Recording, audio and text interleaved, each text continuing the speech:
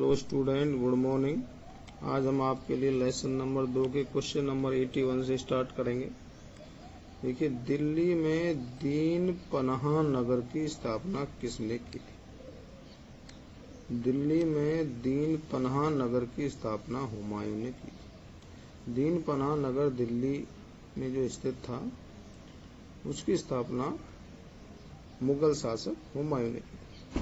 तो हुमायूं बाबर का पुत्र था। अगला क्वेश्चन है 82। नासिरुद्दीन हुमायूं हिंदुस्तान का शासक कब बना था? नासिरुद्दीन हुमायूं हिंदुस्तान का शासक 30 दिसंबर 1530 को बना था। कब बना था? 30 दिसंबर 1530 को। अगला क्वेश्चन है चौसा का युद्ध जो बक्सर बिहार में लड़ा गया, कब व किसके मध्य हुआ था? स्थान का नाम है बक्सर बिहार क्षेत्र में चौसा नामक स्थान है। यह युद्ध कब और किसके मध्य हुआ था? देखिए, चौसा का युद्ध बक्सर बिहार क्षेत्र में जून 1539 में मुगल शासक हुमायूं और अफगान शासक शेर शाह सूरी, जिसको शेर खां भी कहा जाता था, के मध्य हुआ था, जिसमें हुमायूं की पराजय हुई। हुमायूं इस युद्ध में हार गया था शेर शाह सूरी से। आगे है क्वेश्चन नंबर 84। किस युद्ध में जीत के बाद शेर खान ने शेर शाह की उपाधि धारण की थी? चौसा के युद्ध जो जून 1539 में हुआ, उसमें जीत के बाद शेर खान ने शेर शाह की उपाधि धारण की थी। शेर शाह सूरी का वास्तविक नाम क्या था? शेर शाह सूरी का वास्तविक नाम फरीद खां था। क्या था? फरीद खां। शेर शाह सूरी का वास्तविक नाम फरीद खां था। इसने निहत्थे शेर मारा था, इसलिए इसको शेर खां की उपाधि दी गई। और फिर इसने चौसा के युद्ध के बाद अपने आप को शेर शाह सूरी की उपाधि दी थी। अगला क्वेश्चन है 86। कन्नौज या बिलग्राम का युद्ध कब व किस किस के मध्य हुआ था? कन्नौज या बिलग्राम का युद्ध मई 1540 ईस्वी में हुमायूं तथा शेर शाह सूरी के बीच हुआ, जिसमें हुमायूं की हार हुई। अगला क्वेश्चन है हुमायूं दूसरी बार दिल्ली का शासक कब बना? हुमायूं दूसरी बार दिल्ली का शासक 23 जुलाई 1555 को बना था। कहने का अर्थ यह है, कन्नौज के युद्ध के बाद हुमायूं हारकर दिल्ली या अपने क्षेत्र को छोड़कर भाग गया था, तो वहां पर शेर शाह सूरी का शासन हो गया था दिल्ली पर, गद्दी पर 1540 में। इसके बाद हुमायूं ने बाद में दोबारा युद्ध लड़े, अपने अपने क्षेत्र को कब्जे में लेते हुए वापस 1555 में 23 जुलाई 1555 वापस दिल्ली का शासक बना। इसके बाद क्वेश्चन नंबर 88। किस मुगल शासक ने सप्ताह में 7 दिन 7 रंग के कपड़े पहनने का नियम बनाया था? नासिरुद्दीन हुमायूं ने सप्ताह में 7 दिन 7 रंग के कपड़े पहनने का नियम बनाया था। किसने बनाया था? हुमायूं ने। यह ऐसा शासक था जिसने 7 दिन सप्ताह में 7 रंग के कपड़े पहनने का नियम बनाया था। क्वेश्चन है 89। हुमायूं की मृत्यु कब व कैसे हुई थी? हुमायूं की मृत्यु 24 जनवरी 1556 ईस्वी को दीन पनाह में स्थित पुस्तकालय, दीन पनाह नगर जिसकी इसने स्थापना की थी, तो उसमें जो पुस्तकालय था दिल्ली में, उसकी सीढ़ियों से फिसलकर गहरी चोट के कारण हुई थी हुमायूं की। कब? 24 जनवरी 1556। अगला क्वेश्चन है सूर साम्राज्य की स्थापना कब व किसने की थी? सूर साम्राज्य की स्थापना 1540 ईस्वी में फरीद खां शेर खां ने की थी, जिसको शेर शाह सूरी भी कहा जाता था। इसने चौसा के युद्ध के बाद अपने आप को शेर शाह की उपाधि धारण की दी थी, और यहाँ हुमायूं को इसने हराया था। और कन्नौज का जो युद्ध हुआ था, कन्नौज या बेलग्राम के युद्ध में हुमायूं भाग गया था हार के। तो यहाँ 1540 में शेर खां या फरीद खां ने दिल्ली पर अपना अधिकार कर लिया था और अपने सूर साम्राज्य की स्थापना की थी। क्वेश्चन 91 है, फरीद खां या शेर खां कौन था? फरीद खां या शेर खां हसन खां का पुत्र था। किसका पुत्र था? हसन खां का, जो जौनपुर राज्य के अंतर्गत सासाराम बिहार क्षेत्र जो आता है का जमींदार था। कौन? हसन खां। हसन खां का ये पुत्र था और हसन खां जौनपुर राज्य के अंतर्गत सासाराम बिहार का जमींदार था हसन खां। आगे देखिए क्वेश्चन नंबर 92, फरीद खां को शेर खां की उपाधि किसने व क्यों दी थी? इसका वास्तविक नाम फरीद खां था। शेर खां देखिए क्यों दी? फरीद खां को दक्षिण बिहार के तत्कालीन शासक, इसका ध्यान रखें, याद आता है यहाँ, तत्कालीन शासक बहार खां ने, उस समय दक्षिण बिहार का शासक कौन था? बहार खां, निहत्थे फरीद खां द्वारा शेर मार दिए जाने पर शेर खां की उपाधि प्रदान की थी। बहार खां ने इसको शेर खां की उपाधि धारण की क्योंकि इसने निहत्था शेर मार दिया था बिना हथियार के। तो इसका वास्तविक नाम फरीद खां था।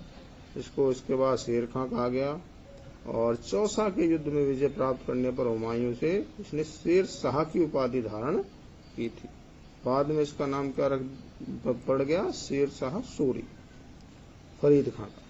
ठीक है, विषय ध्यान रखें, फरीद खां, शेर खां और शेर शाह सूरी एक ही व्यक्ति था। क्वेश्चन नंबर 93, मच्छीवाड़ा का युद्ध कब और किस किसके बीच हुआ था? मच्छीवाड़ा का युद्ध 1555 में हुमायूं और अफगानों के बीच हुआ था, जिसमें हुमायूं की जीत हुई।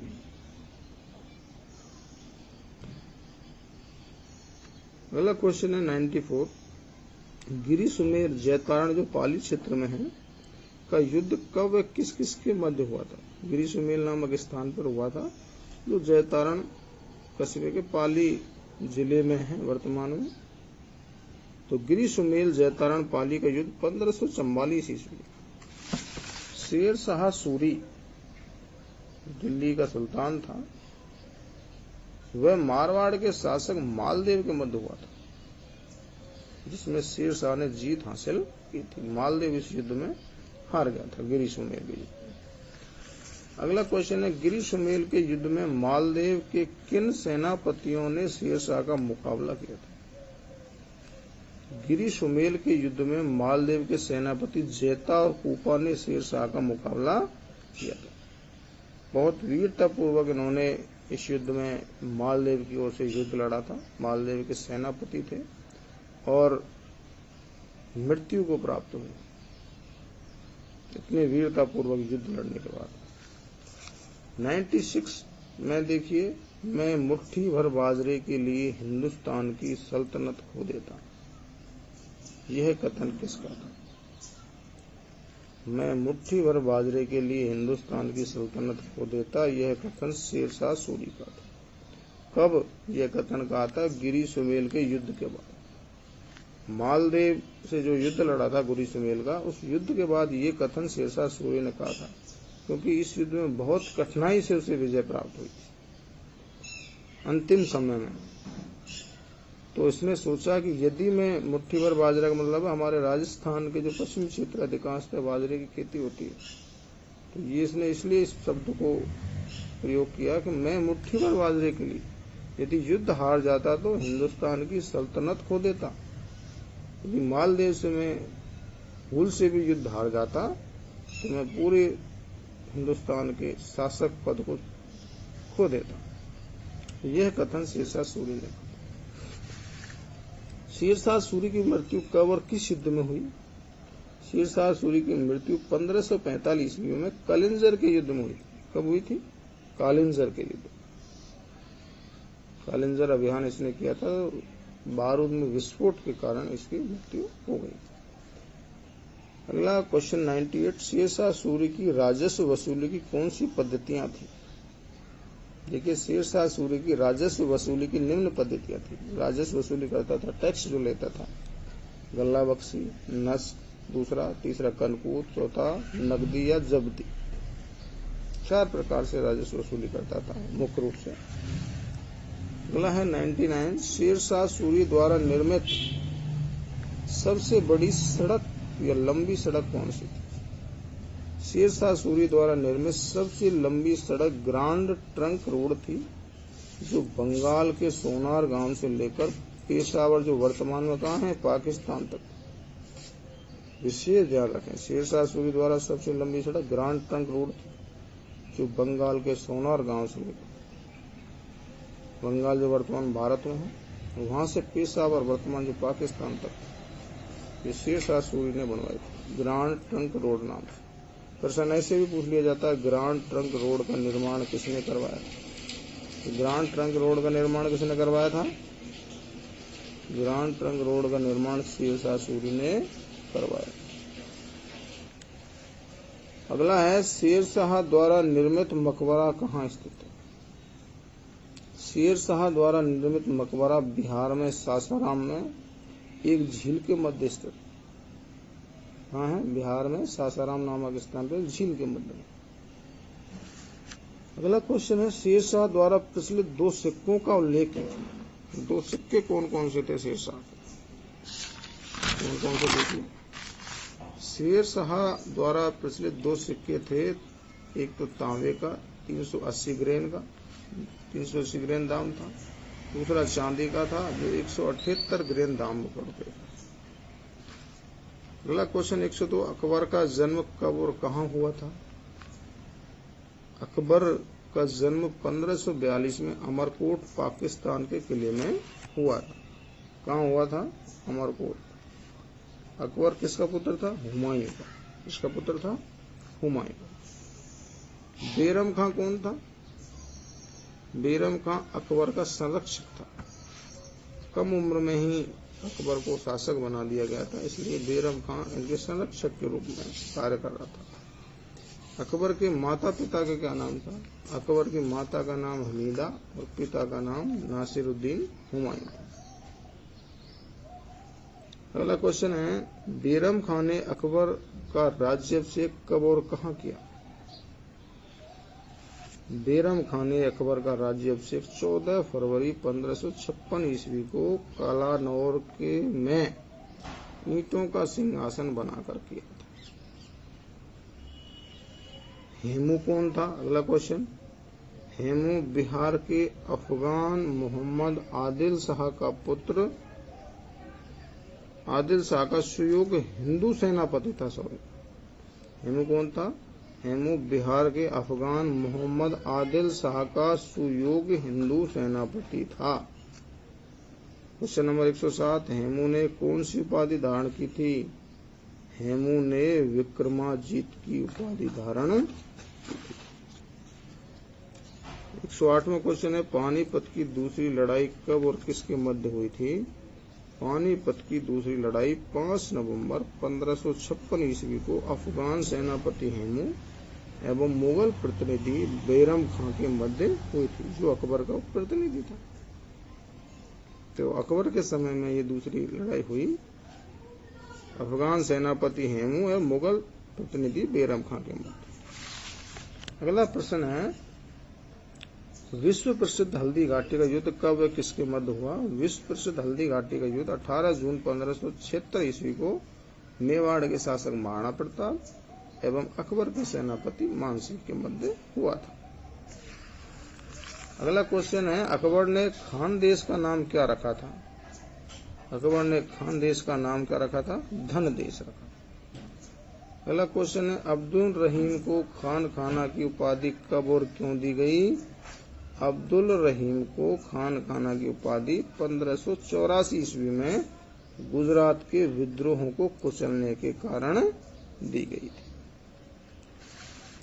अकबर ने कौन से धर्म का प्रवर्तन किया था? अकबर ने 1581 में दीन ए इलाही नामक धर्म का प्रवर्तन किया था। प्रश्न उल्टा भी पूछा जा सकता है, दीन ए इलाही धर्म का प्रवर्तन कब व किसने किया? तो दीन ए इलाही धर्म का प्रवर्तन कब हुआ? 1581 में। किसने किया? अकबर ने। तो अकबर ने 1581 में दीन ए इलाही नामक धर्म का प्रवर्तन किया था। अकबर ने इबादत खाने का निर्माण क्यों करवाया? यह क्वेश्चन 2020 में अभी बोर्ड परीक्षा में पूछा जा चुका है। तो देखिए, अकबर ने इबादत खाने का निर्माण धर्मशास्त्रीय चर्चा के लिए करवाया था। किसके लिए करवाया था? धर्मशास्त्री। धर्म से संबंधित चर्चाओं के लिए अकबर ने इबादत खाने का निर्माण करवाया था। 2020 की परीक्षा में यह प्रश्न अभी पूछा जा चुका है। देखिए, अकबर ने इबादत खाना कब और कहाँ बनवाया था? अब बात आती है कब बनवाया और कहाँ बनवाया। अकबर ने इबादत खाना 1575 ईस्वी में फतेहपुर सीकरी, जो वर्तमान में आगरा जिले के उत्तर प्रदेश राज्य में आता है, में बनवाया था। अगला क्वेश्चन है 115, दीन ए इलाही धर्म में सम्मिलित होने वाला पहला हिंदू राजा कौन था? दीन ए इलाही धर्म में सम्मिलित होने वाला पहला हिंदू राजा बीरबल था, जो इसके नवरत्नों में था। अकबर के नवरत्नों में था बीरबल, जो पहला हिंदू राजा था जिसने दीन ए इलाही धर्म को स्वीकार किया। तो आज के लिए स्टूडेंट इतना ही। आगे हम आपको अगली वीडियो में बताएंगे। यहाँ तक किसी भी विद्यार्थी को समझ नहीं आया हो तो कमेंट बॉक्स में जाकर जरूर पूछें। थैंक यू, धन्यवाद।